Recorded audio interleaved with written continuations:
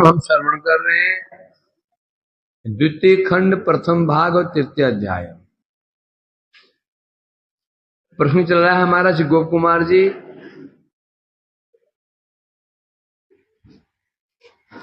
कहां पहुंचे?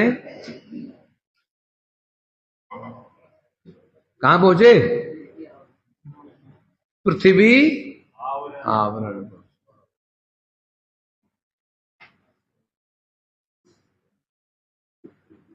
वहां पर क्या था?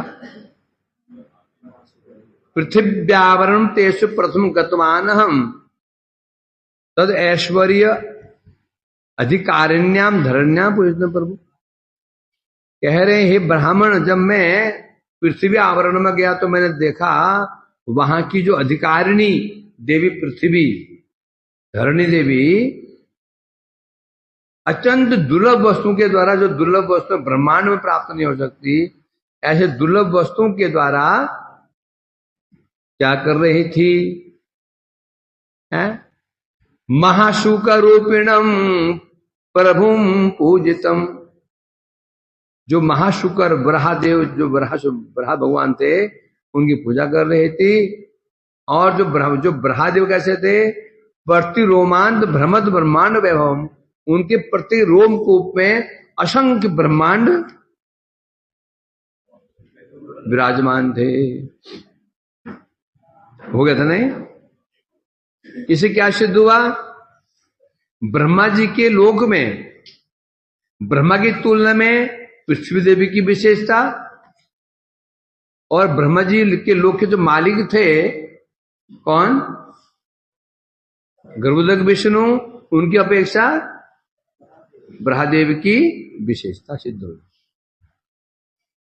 आगे बढ़ते हैं।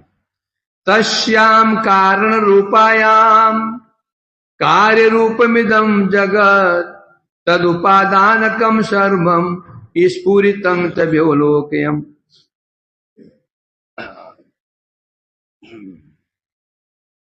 बता रहे हैं व्योलोकयम, मैंने और अवलोकन किया, देखा। क्या देखा?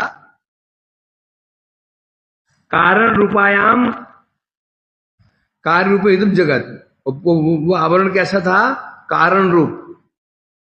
जहां पहुंचे वो कारण रूप पृथ्वी। क्या है? कारण रूप पृथ्वी। वहां पर क्या देखा मैंने? कार्य रूप विदुम जगत, जो जगत जो कार्य रूप है, जगत कार्य रूप जो जगत है, क्या देखा? इस जगत के सारे तद उपादानकम सर्वम, इस ब्रह्मांड के अंदर जो ये क्या है? जगत है। इस जगत कार्य रूप है। इसके जितने उपादान थे, समस्त उपादानों को मैंने उस आवरण में स्फुरितं च सर्वम, समस्त उपादानों को मैंने उस आवरण में स्फुरित, मतलब व्योलोक्यम, साक्षात दर्शन किया। क्या समझे? ये जो जगत है, ब्रह्मांड में जगत है, ये जगत क्या है? ये कार्य स्वरूप है। और वो ब्रह्मांड के बाहर क्या है? कारण स्वरूप। तो कारण स्वरूप जो पृथ्वी आवरण में पहुंचे, बता रहे हैं कार्य रूप संसार में जितने उपादान थे, इसके उपादान थे। उपादान किसे कहते हैं? जिन विभिन्न अवयवों के द्वारा कोई वस्तु का गठन होता है, उन अवयवों को उस वस्तु का उपादान क्या कहते हैं? रोज रोज ठूसते हो ना? क्या? पराठे रोटी? तो पराठे नहीं, पूड़ी। कार्य उपादान क्या उसका? क्या उपादान है उसका? आटा है, चावल है ना? अरे पूड़ी का कह रहा हूं, क्योंकि कोई वस्तु अपना नहीं बनती, उसमें अनेक अवयव होते हैं। उसी प्रकार से जो जगत में कोई हमसे कार्य होता है, वो कार्य एक कारण नहीं होता, अनेक कारण से एक कार्य होता है। समझे कि नहीं? उसने ऐसे क्यों किया, उसके साथ ऐसा क्यों हुआ, वो क्यों हुआ। हम क्या करते हैं, एक दो कारणों को जानते हैं, उस कारण को जान करके हम फिर आगे अनुमान लगाना शुरू करते हैं, परंतु कई कारण ऐसे जो हम नहीं जानते हैं। उसने मेरा अपमान किया, क्यों किया, वो अपमान क्यों किया, मैंने उसके साथ ऐसा किया था। मैं कारण जानता हूं, परंतु ये कारण मैं जानता हूं, कई कारण ऐसे जो मैं नहीं जानता हूं, वो मुझे पता ही नहीं होता। तो कई कारणों से एक कार्य होता है। तो यहां कह रहे हैं फिर इस जगत में जितने भी जो जगत है कार्य रूप है, जितने उपादान इस जगत के सारे वहां विराजमान थे। देखा मैंने, टीका में कह रहे हैं ये मिट्टी घड़े का उपादान कारण है। कारण कितने होते हैं शिवानंद, कारण कितने होते हैं। वह इसलिए पाठ पाने की इच्छा नहीं होती। माधव, कारण बोले जितने कारण हो सकते हैं, खाने का कारण, मारने का कारण, सोने का कारण, चोरी करने का कारण है। कारण कितने प्रकार के होते हैं। बस शाम सुखे विश्व सुख गया, बता है।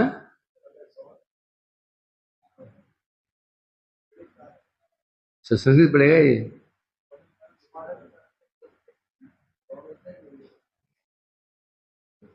तू बता,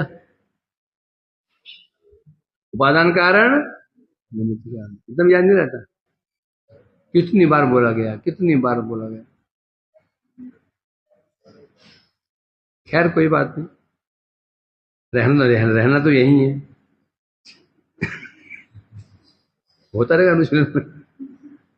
बोला क्या है, आप यहां और हम यहां, जीना यहां, मरना यहां, इसके सिवा जाना कहां है भाई। ये हाल है, ये हाल तुम होगा। तो यहां बता रहे हैं घड़ा है कार्य। कार्य किसे कहते हैं, कार्य किसे कहते हैं जो हमें दिखता है। कार्य किसे कहते हैं जिसका स्वरूप होता है, नाम होता है, रूप होता है, गुण होते हैं, क्रियाएं होती हैं, उसे कार्य कहा जाता है ना।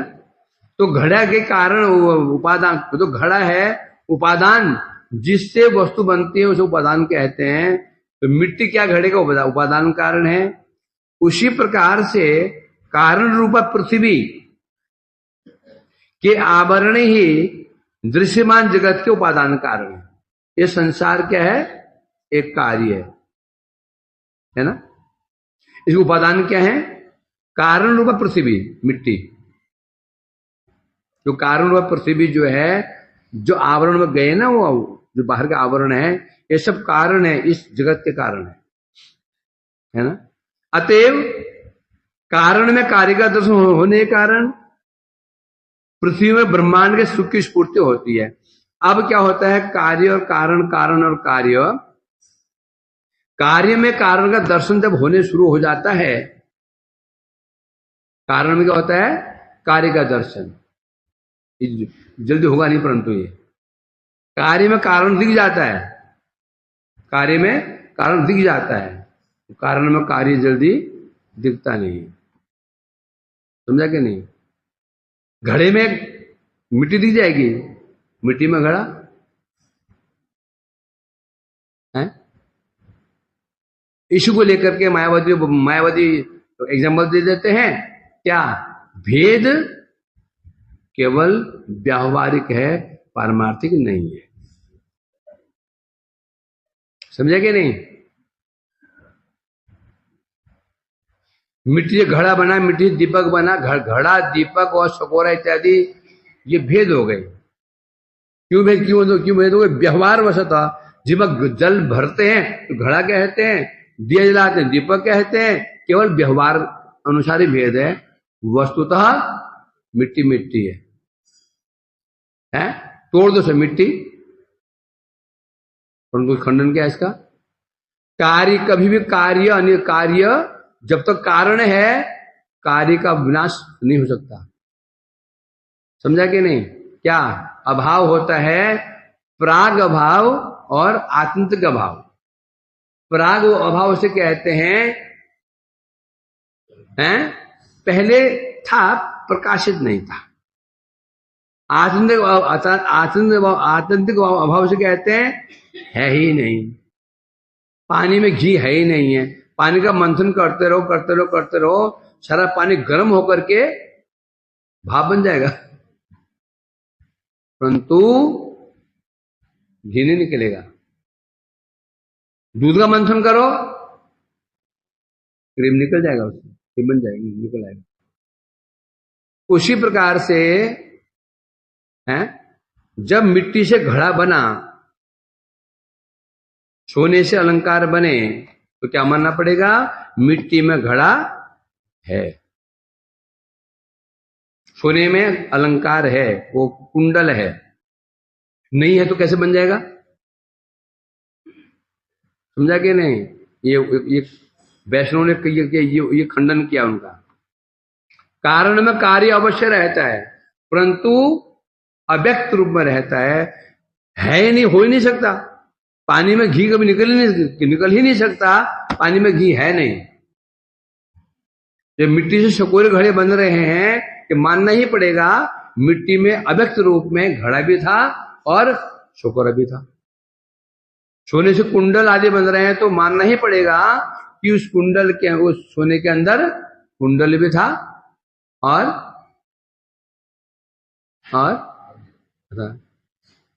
हाँ, उस सोने में गधा नहीं है,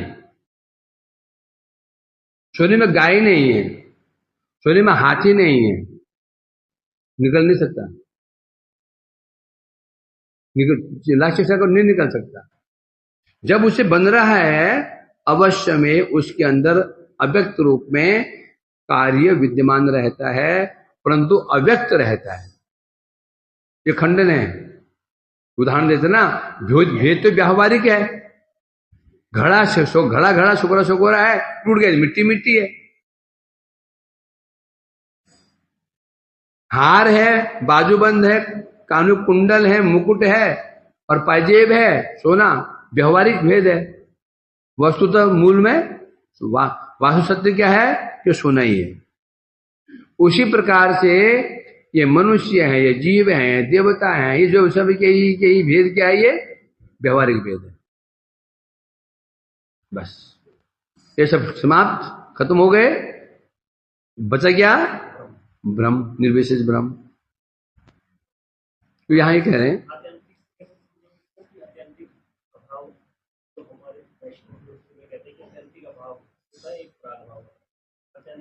जैसे मिट्टी में घड़ा आत्यंतिक अभाव नहीं है, बनता ही नहीं, बन रहा है। कुंडल में सोना नहीं होता तो बनता नहीं। मिट्टी में वो मुकुट का अभाव है, आत्मिक अभाव है। उसी प्रकार से जीव और ब्रह्म, यदि जीव यदि नहीं होता तो फिर प्रकाशित कैसे हो गया?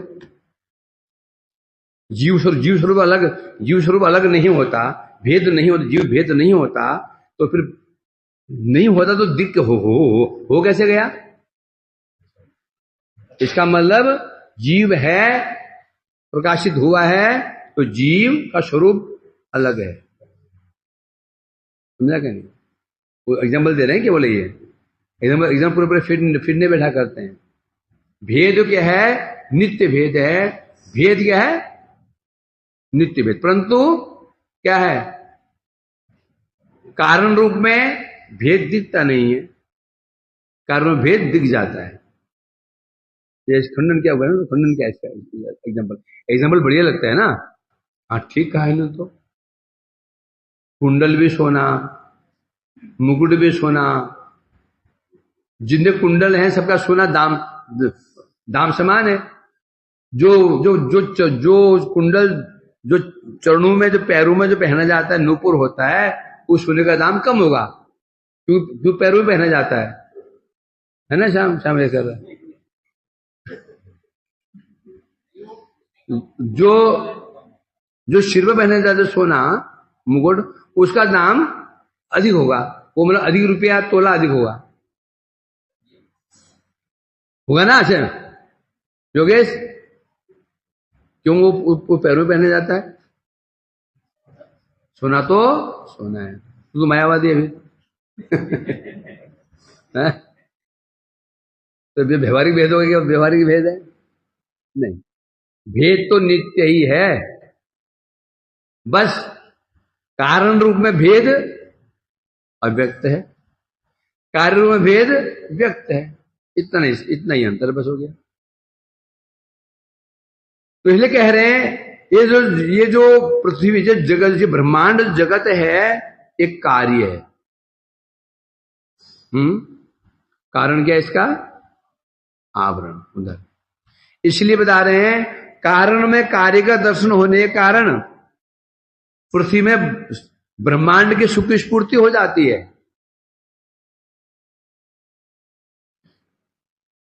एक व्यक्ति ने कभी घी नहीं खाया है ना, घी नहीं खाया, भाग्य घी नहीं है उसके, दूध पीता है ना। वो मुझे नहीं मालूम है कि दूध घी का कारण क्या है? दूध ही है। तो मुझे मन में गानी है कि हमने घी नहीं खाया, घी नहीं खाया, घी नहीं खाया है। मुझे पता है दूध पी रहा हूं तो जो शक्ति से मिलेगी इसे मिल ही जाएगी। होगा नहीं होगा? अब जो पता ही नहीं है घी दूध से बनता है, घी पौष्टिक होता है, मुझे पता नहीं दूध से ही बनता है, और दूध नहीं पिएगा वो, दूध पीएगा, घी खाएंगे है ना। उसी जो पता, जो जान जाता है इसका कि जो कार्य है कारण का स्थूल स्वरूप है, इसलिए बता रहे हैं कारण में कार्य का दर्शन होने के कारण पृथ्वी कहने से यहाँ पर आवरण, पृथ्वी आवरण, उसमें ब्रह्मांड के सब सुखों की स्फूर्ति होती है। वो जो वह पृथ्वी आवरण है ना, ब्रह्मांड के बाहर जो पृथ्वी आवरण है, वहां पर ब्रह्मांड में जितने सुख हो सकते हैं सब सुख की स्फूर्ति वहां पर रहती है। क्यों रहती है? क्यों रहती है? क्योंकि वो जो पृथ्वी आवरण है इस जगत रूपी कार्य का कारण है। विधाय भगवत पूजाम तयातिथ्येन सत्कृता दिनानि कतिचित् तत्र भोगार्थमहम अर्थिता। पृथ्वी देवी क्या कर रही थी उसमें? अपने प्रभु ब्रह्मदेव की पूजा कर रही थी। विधाय भगवत पूजाम, भगवान की पूजा करने के पश्चात तया आतिथ्येन सत्कृता है, उनके द्वारा मैं सत्कृत हुआ। प्राय जो संस्कृत लिखे जाते हैं ना है, ये शैली होती है, उनके द्वारा मैं सत्कृत हुआ। ये कौन सा बात, कौन सा होता है ना, एक्टिव वाइज पैसिव वाइज होते हैं ना।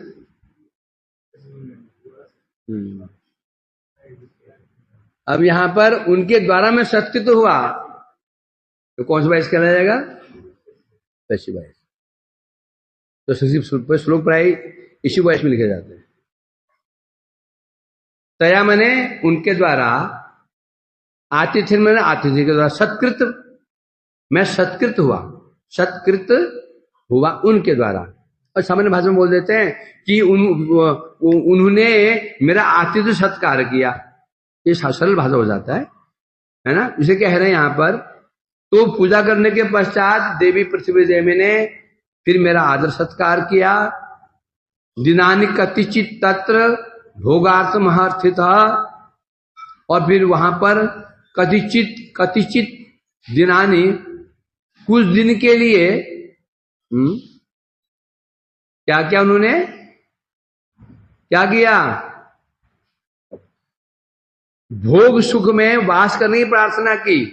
उन्होंने मुझे प्रार्थना की, हे गोकुमार जी कुछ दिन कृपा करके यहां पर निवास कीजिए और यहां भोग सुख को स्वीकार कीजिए। धनंजय देवी ने टीका में कह रहे भगवान की पूजा समाप्त करने के पश्चात अतिथि जान करके अतिथि की भांति मेरा सम्मान किया और कुछ दिन वहां रहने के लिए मुझे अर्चितः मुझे प्रार्थना की, यहां रहिए कुछ दिन, मुझे आदर सत्कार का अवसर दीजिए। ताम अनुज्ञाप्य केनाप्याकृष्यमाणि वासु तत् आदित्यावरणं प्राप्त पराण्यावरणानि षट्। ताम अनुज्ञाप्य, अनुज्ञापन होता है क्षमा प्रार्थना करना। क्या होता है? क्षमा प्रार्थना करना।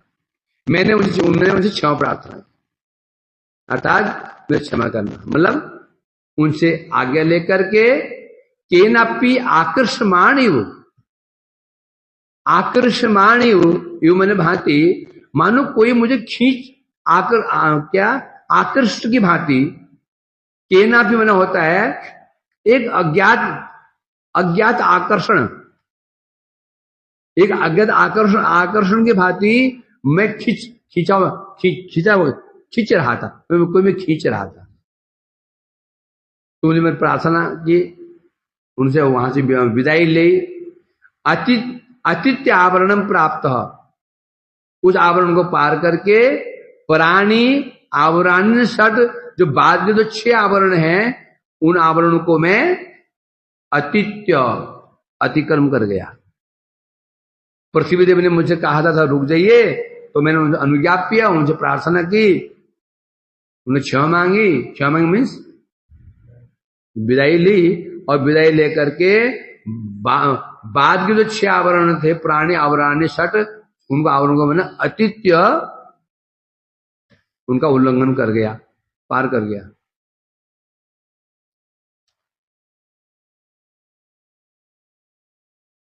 टीका में कह रहे हैं मेरी वहां पर वास करने की अभिलाषा थी ही नहीं।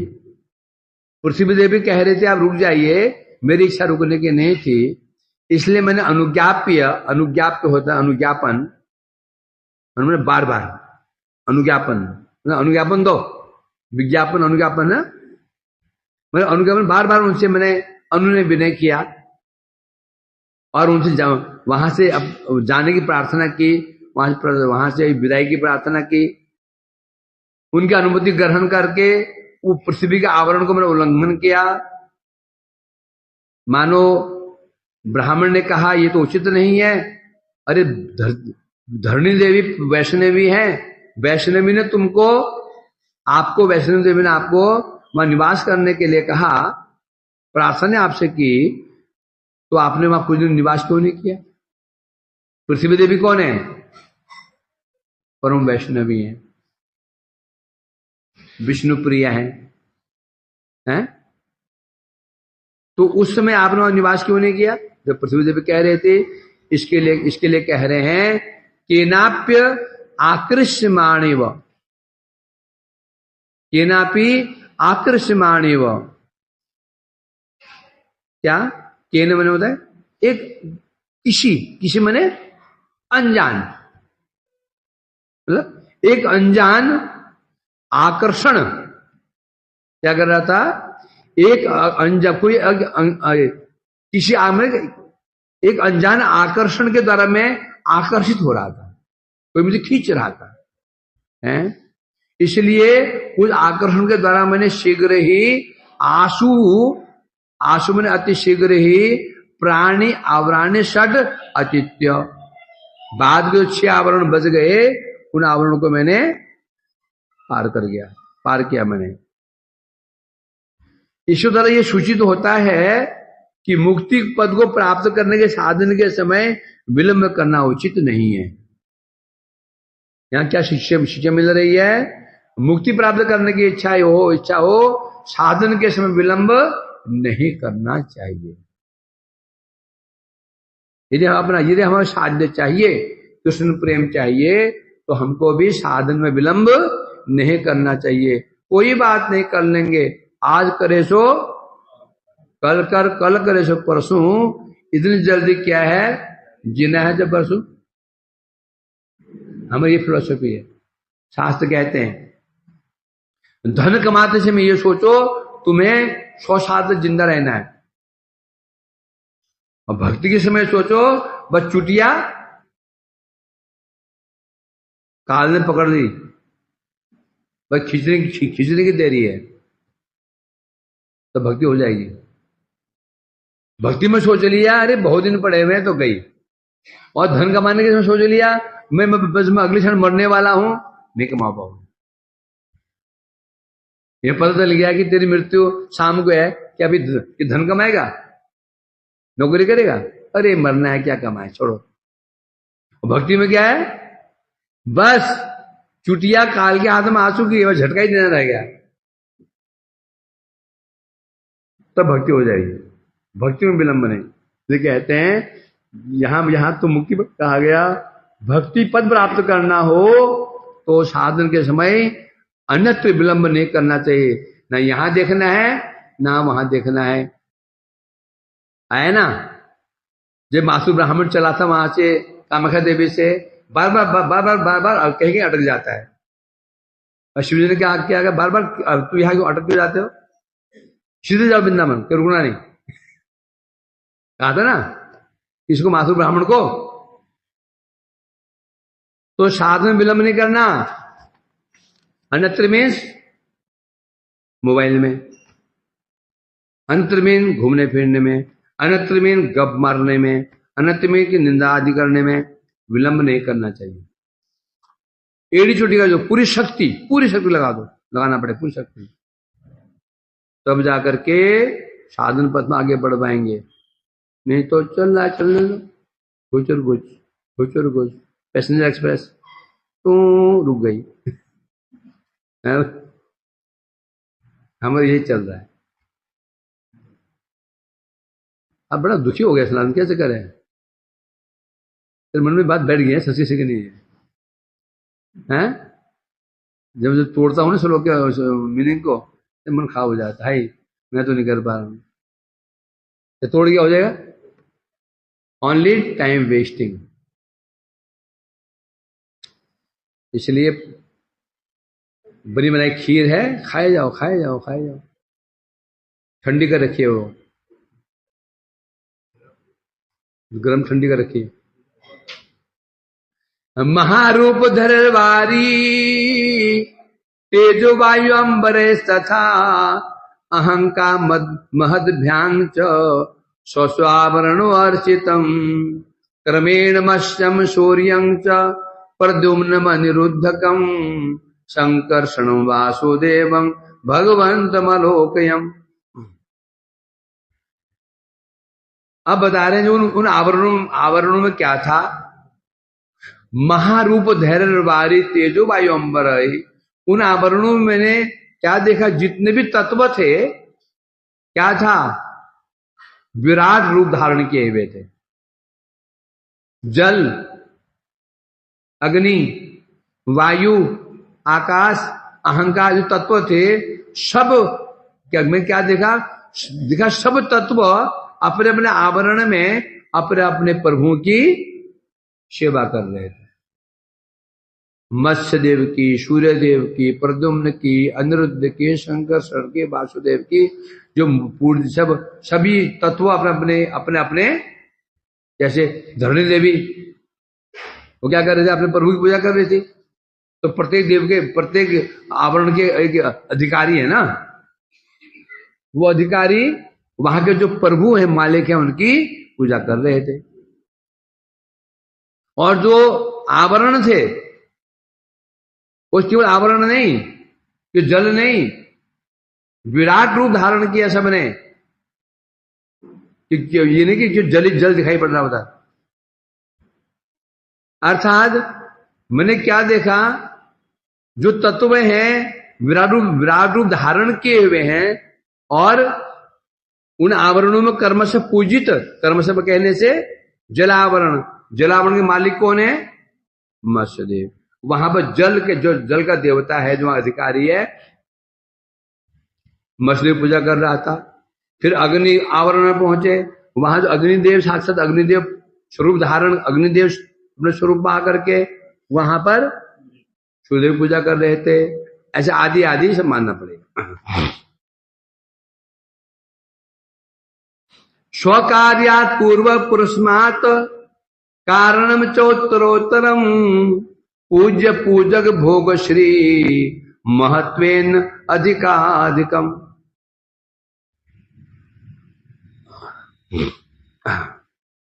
जिस प्रकार से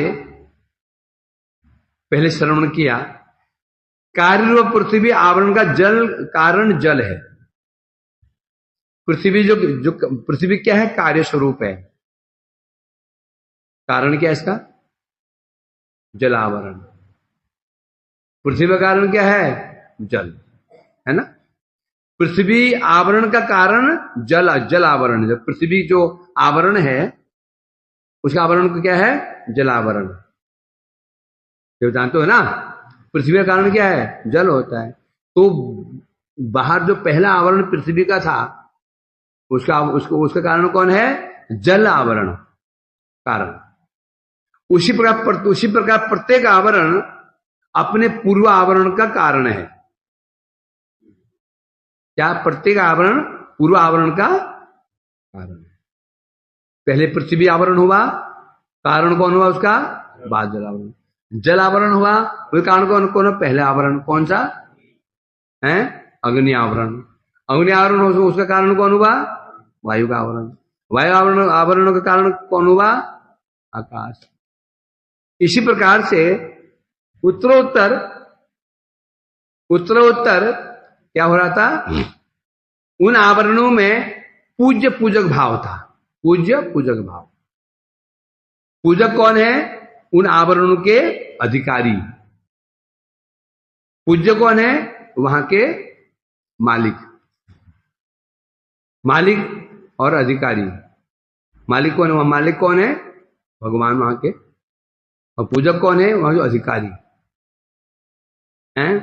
तो क्या था? पूज्य पूजक, भोग ऐश्वर्य, महिमा आदि ऐसे जानना पड़ेगा।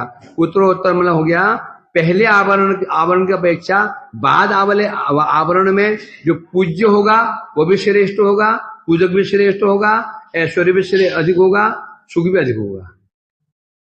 उसके जो उसका भी जो अगला आवरण है, जो इस आवरण का कारण है, वहां पर पूज्य पूजक दोनों इससे अधिक विशिष्ट रहेंगे। जो सुख विशिष्ट रहेगा और परिमाप भी अधिक होगा। ऐसा मानना पड़ेगा।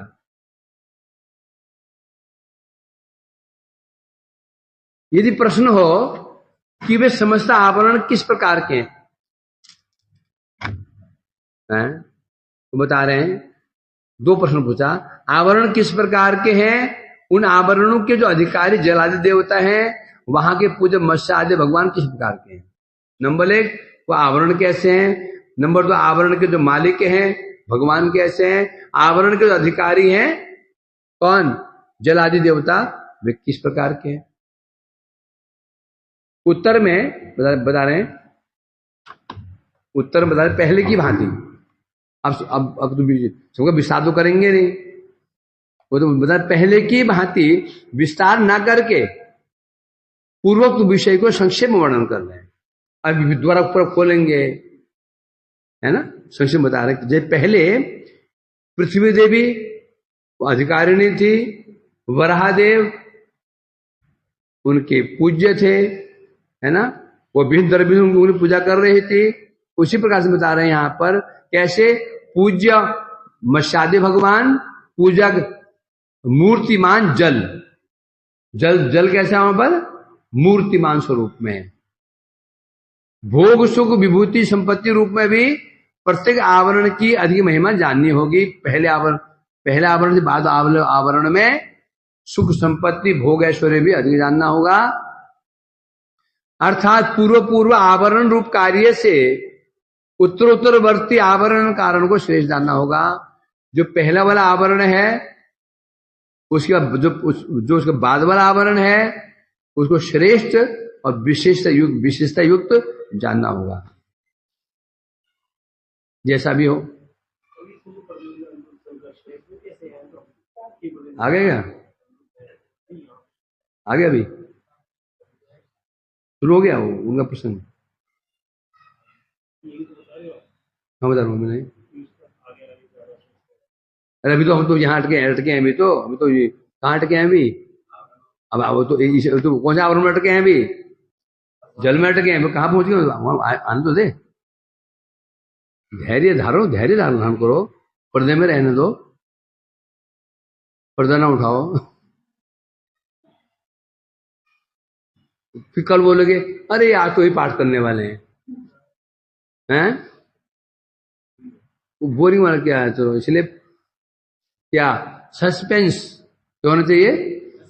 सस्पेंस होना चाहिए। अच्छा इसके बाद क्या होने वाला है? ये तो भवन बड़ी कृपा है, तुम्हें तो संस्कृत नहीं आती। आती भी है तो ये भाषा नहीं समझते हो। ये तो मेरे को वैल्यू नहीं रहती है भाई। संस्कृत नहीं समझते हो और समझ लो तो ये भाषा नहीं समझते हो। मेरी बड़ी कृपा है मुझ पर भगवान की है, तो मेरा जो थोड़ा ये व्यापार चल रहा है जैसे बंद हो जाए। मैं वहां प्रार्थना करता हूं तथास्तु। तुम ऐसा रहो, मेरे व्यापार चलता रहे, दिन दुगना रात चौगुना प्रगति करते रहे।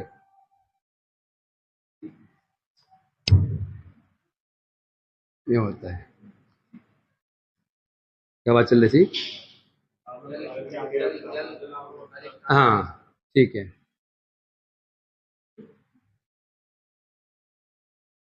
अच्छा ठीक है हो जी क्या? 300 अच्छा अच्छा बच्चे अगला वाला। पूर्ववत तानि अतिक्रम्य प्रकृति आवरणम गता महातमोमयम सांद्र सामिकाक्षि मनोहरम।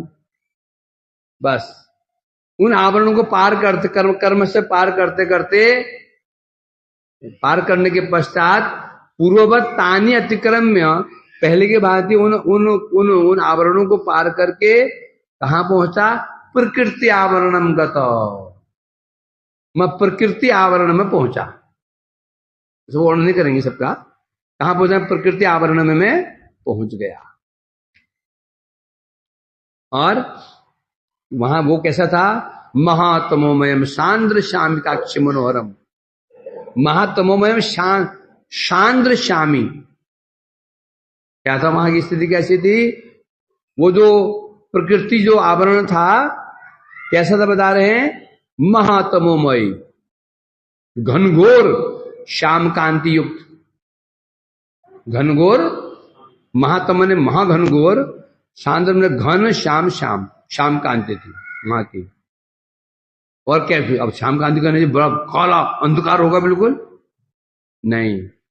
अक्षी मनोहरम, अक्षी मनोहरम क्या था? नेत्रों को आनंद देने वाला मनोहारी स्वरूप था। अर्थात वहां की घनघोर शाम कांति ने मेरे नेत्रों को मनोहरम मनहरणम मेरे मन का हरण कर लिया। ठीक है मैं कह रहे हैं पूर्व की भांति समझ आवरण को लांघते समय अब स्पष्ट कह रहे हैं पहले की भांति मैं जिस आवरण में जाता मैं वहां के अधिकारी मेरा आतिथ्य सत्कार करते, मेरी सेवा करते, परंतु मैं सेवा ग्रहण नहीं करता था। उनसे मुझे क्षमा मांग करके आगे बढ़ता चला जाता था। वे मुझे सुख भोग के लिए अनुरोध करते, आप रुकिए हमें सेवा का अवसर दीजिए, परंतु मेरे मन में अनिर्वचनीय सुख की लालसा थी। और सुख क्या था? क्या सुख था? और भगवान के दर्शन की उत्कट लालसा थी। है तो वो लालसा के कारण मैं वहां के भोग सुख को ग्रहण नहीं करता था, परंतु अनुनय विनय पूर्वक उनकी अनुमति ग्रहण करके बड़े अनुनय मैंने विनय किया, उनसे विदाई ली और विदाई लेकर के मैं प्रकृति आवरण पहुंचा, महातमोमय प्रकृति रूप आवरण पहुंच गया। प्रकृति आवरण कैसा है? महातमोमय।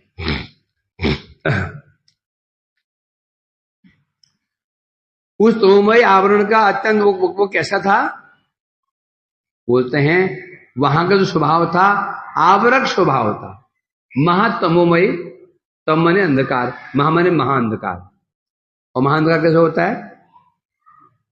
आवरक ढक देता है। हम स्वयं को देख नहीं पाते, मैं कौन हूं, कैसा हूं। तो इसलिए कह रहे हैं वो जो आवरण जो था वहां, जो वो प्रकृति आवरण था, उसका स्वभाव कैसा कैसे स्वभाव था? आवरक स्वभाव था, है? जिसकी प्रकृति के परिणाम घनीभूत शामकांति का उस आवरण की जो आवरण का कैसा था बता रहे हैं? श्याम कांति, घनीभूत श्याम कांति, घना श्याम कांति। ये मेरे मन को हरण कर लिया।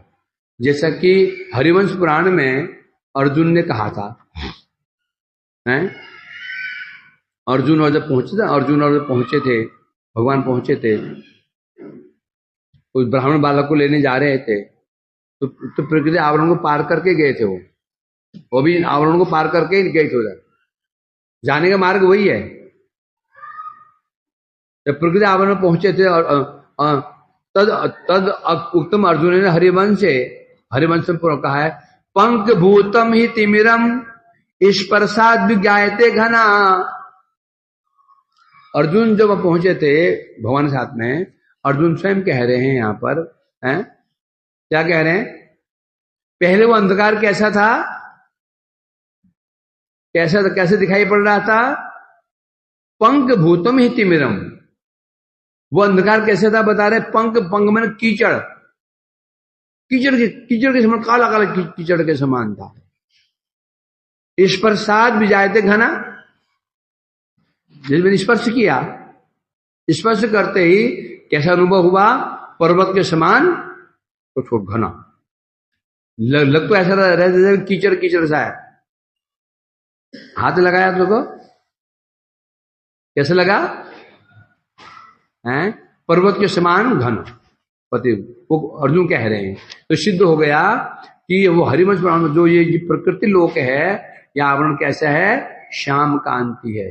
यहां श्याम वर्ण है यहां का। भागवत में कहा गया 10, 89 और 47 में कहा गया, क्या कहा? लोकालोक तथातित्य विवेश सुमहत्तम। उसमें कहा गया, भागवत में कह रहे हैं, लोक अलोक को लांग करके घनघोर अंधकार में प्रवेश किया।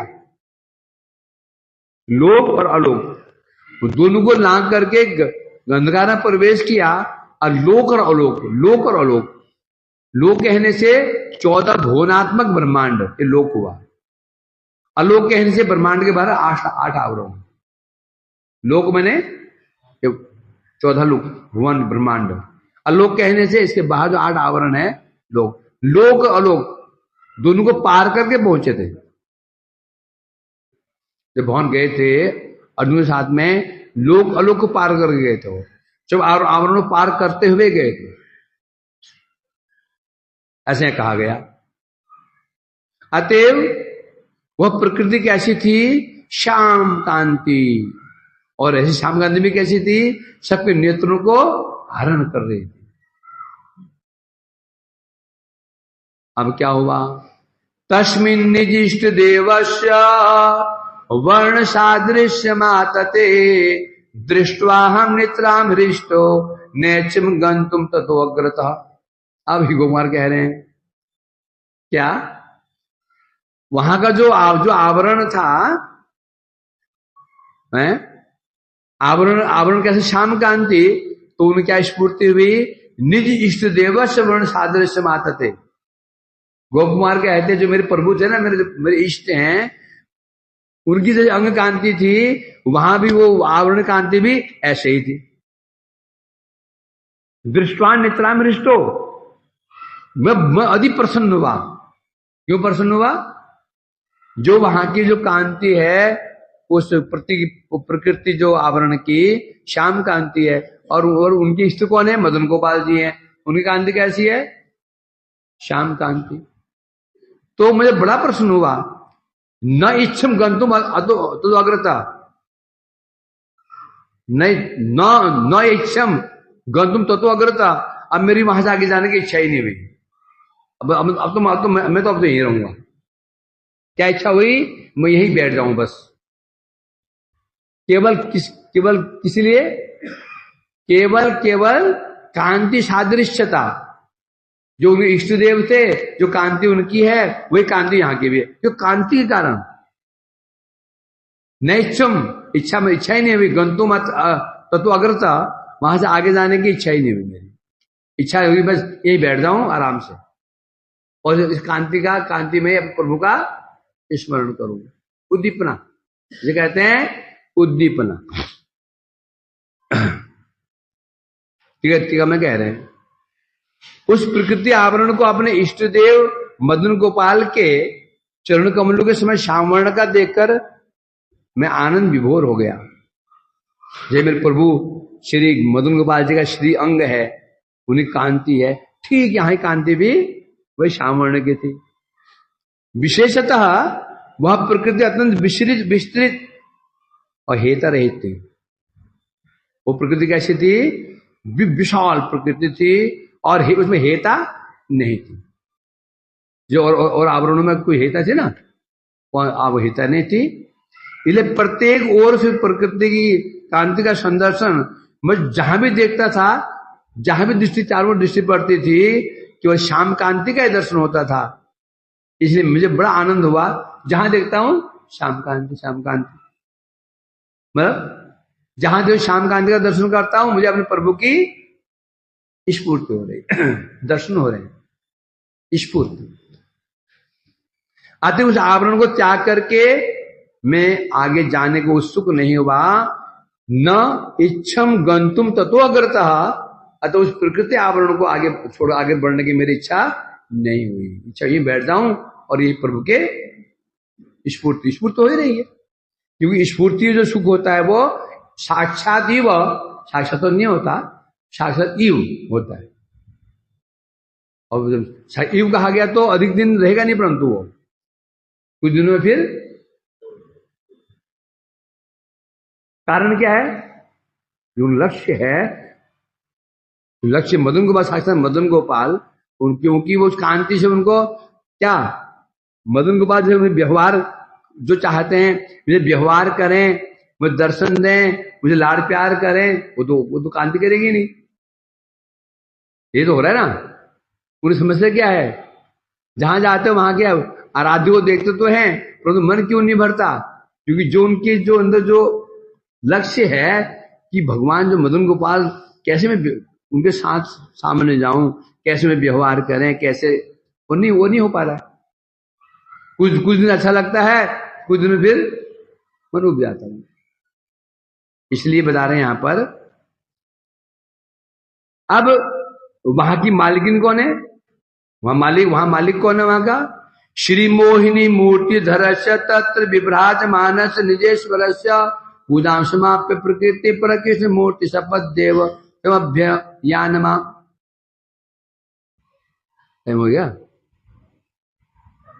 चलिए, उसमें प्रकृति देवी क्या कर रही थी? निजेश्वरस्य, अपने ईश्वर की, विभ्राजमानस्य, जो विराजमान थे, कौन विराजमान थे? मोहिनी मूर्ति धरस्य, भगवान की मोहिनी मूर्ति, वही मूर्ति जिसमें उन्होंने क्या किया था? देवासुर संग्राम में देवताओं को, असुर को छला था ना, वही मोहिनी मूर्ति। वहां पर भगवान का स्वरूप विराजमान है। कौन सा? मोहिनी स्वरूप भगवान का अवतार है, वहां विराजमान है। और वहां पर प्रकृति देवी क्या मोहिनी स्वरूप भगवान की पूजा कर रही थी। पूजा समाप्त करने के पश्चात, समाप्त करके हैं, मूर्ति शपथ देव, प्रकृष्ट मूर्ति बड़ा सुंदर रूप धारण करके सपदी, सपदी बने तत्क्षणात मेरे पास में आई। कैसे आई? समभ्य यान माम, कैसे आई थी? हैं? स्वरूप कैसा था? मनोहर वेश। प्रकृति देवी थी, उसका रूप कैसा था? अति मनोहर वेश था। मेरे समक्ष आई। मैं तो टीका में मैंने देखा प्रकृति देवी उस आवरण में विराजमान, जो भगवान विराजमान थे। किस रूप में थे? मोहिनी मूर्ति में विराजमान थे। हैं? क्या कर रहे थे? उनकी पूजा कर रही थी। और पूजा करने की पूजा समाप्त करके मनोहर वेश धारण करके हाथ फैला करके इसका सत्कार कैसे करते हैं? आइए आइए आइए आइए, है ना? वो हाथ फैला करके आतिथ्य के मेरे समीप में आई। बता रहे थे वहां के जो मालिक थे, ईश्वर थे, वो कैसे थे? तो बता रहे हैं कैसे थे। श्री मोहिनी मूर्ति धरस्य, वहां के जो भगवान है मोहिनी मूर्ति धारण, मोहिनी मूर्ति रूप में विराजमान थे। हैं? इसलिए क्या कहते हैं, परम मोहिनी माया के द्वारा भी पूज्य थी। मोहिनी मूर्ति कैसे भगवान की? परम मोहिनी माया, प्रकृति, प्रकृति मैंने क्या? माया। तो भगवान की मोहिनी मूर्ति क्या है? क्या है? माया के द्वारा भी पूजित, माया भी जिनकी पूजा कर रहे थे। हैं? और अर्थात उस मूर्ति के सौंदर्य के द्वारा माया की मोहिनी मूर्ति लज्जित थी। पूजा करने में क्या हो गया? परास्त होना। पूजा करने में अपने हार स्वीकार करना। जो प्रकृति परम सुंदरी है, वो मोहिनी, जो भगवान मोहिनी मूर्ति है, उनके आगे परास्त होकर के मानो उनकी पूजा कर रही है, माने लज्जित है। उनका सौंदर्य देख करके, अपना सौंदर्य देखा, अपना सौंदर्य देखा तो लज्जित। जब हम किसी पूजा करते हैं तो यही भाव छिपा रहता है, ये श्रेष्ठ है, मैं तो कुछ भी नहीं हूं, ये श्रेष्ठ है, पूज्य है मेरे, है ना? इस रूप में वो लज्जित थी। हैं? भगवान के तो भगवान कैसे सुशोभित हो रहे थे? घने अंधकार में उनकी शोभा और बढ़ रही थी भगवान की। अब तो हो गया।